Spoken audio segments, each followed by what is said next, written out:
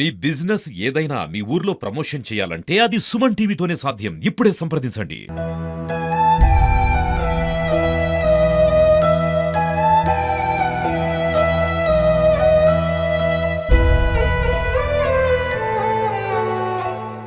Hi, welcome to Suman TV. ఆయన తాపి పట్టుకుంటే అద్భుతమైన భవనాలను కూడా కొద్ది సమయంలోనే పూర్తి చేయగల వ్యక్తి ఆయన కష్టంతో ఆయన కుటుంబాన్ని ముందుకు కొనసాగిస్తున్నారు.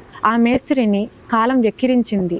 మాయదారి కిడ్నీ రోగంతో పూర్తిగా కిడ్నీలు కదలించిపోయాయి. ఆయన ఎంతో ఆర్థిక కష్టాలతో పాటు తన పిల్లల భవిష్యత్తుపై ఆలోచిస్తూ మంచం పైన కన్నీరు మున్నీరు అవుతున్నారు. సమాజంలోని మానవత్వంతో ఉన్నవారు తనని ఆర్థికంగా ఆదరించాలని వేడుకుంటున్నారు. వెంకటస్వామి గారితో మాట్లాడదాం, వారి కుటుంబం సభ్యులతో మాట్లాడదాం. వారికి ఈ దుస్థితి రావడానికి గల కారణాలేంటి, వారి కుటుంబ విశేషాలేంటి, వారి మాటల్లోనే అడిగి తెలుసుకుందాం రండి. నమస్తే అండి. నమస్తే వెంకటస్వామి. నమస్తే అండి. మీరు ఎక్కడి నుంచి వచ్చారు? మీ ఎక్కడి నుంచి? హైదరాబాద్ నుంచి వచ్చినాం. మీ కుటుంబ విషయాలు చెప్పండి. మేము నాకు 2 అమ్మాయిలు 1 అబ్బాయి. ఓకే. అదే ఇద్దరిని చదువులు ఆపే, 3 చదువులు, 1 అమ్మాయికి పెళ్లి చేసినాం, 1 అబ్బాయికి డ్రైవర్గా పంపించుకుంటున్నాను, 1 అమ్మాయి ఇంటికాడ ఉన్నాయి. ఎన్నాళ్ళుగా మీరు తాపి వృత్తి చేస్తున్నారు? నేను 19 సంవత్సరాల నుంచి చేస్తున్నాను. 19 సంవత్సరాల నుంచి.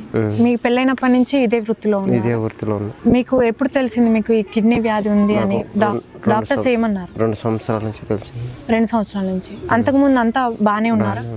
అంత హెల్త్ పరంగా అయితే అంతా బాగానే ఉన్నారు. అసలు డాక్టర్స్ ఏం చెప్పారు మీకు? కిడ్నీ ఖరాబ్ అయిపోయింది, తీసేయాలన్నారు. పూర్తిగా తీసేయాలన్నారు? పూర్తిగా తీసేయాలి. 2 కిడ్నీలేనా? ఒకటే కిడ్నీ.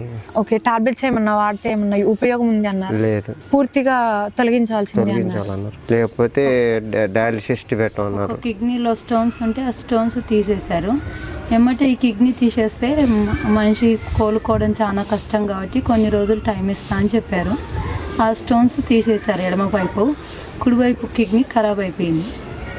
అందువల్ల మేమేం చేసుకోలేక, ఇంతకుముందు పని చేసేవాడు కాబట్టి మేమేం చేసుకోలేక బాధలతోటి పిల్లలు చదువులు ఆపిచ్చేసాను.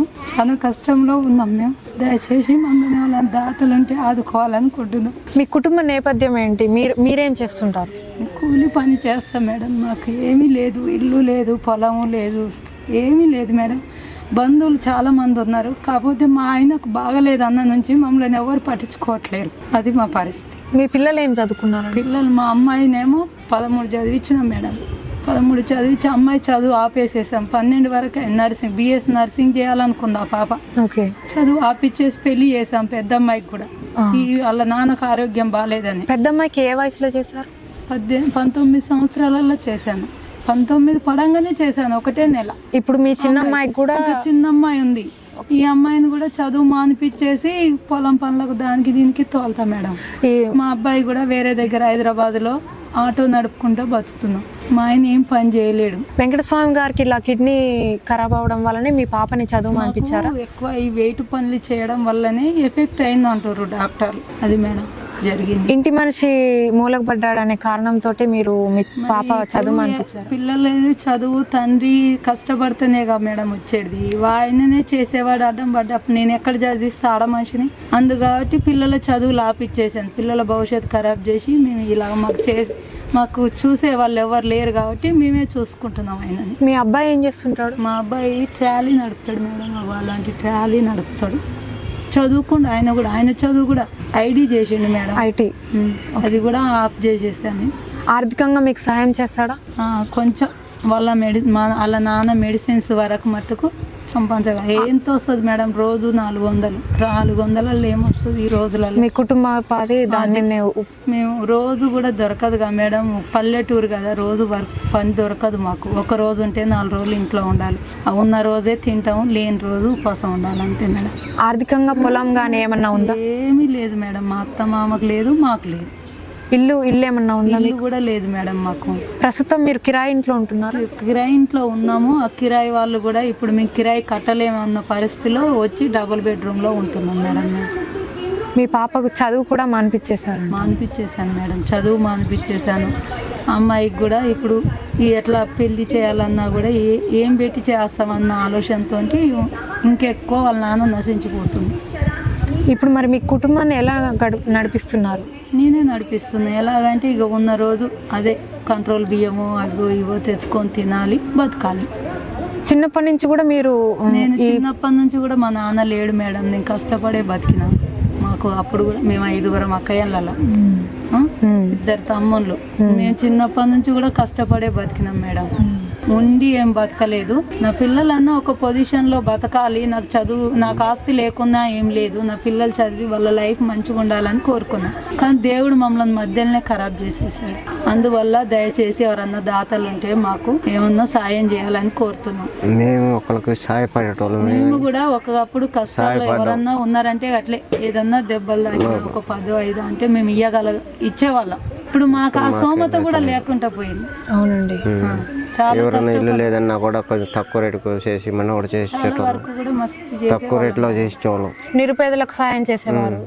నిరుపేదలకు చాలా సాయం చేసిన వాళ్ళం. ఇప్పుడు మాకే వెళ్ళటం లేదు. ప్రతిరోజు పని చేస్తే గానీ మీ ఇంట్లో గడవని పరిస్థితి.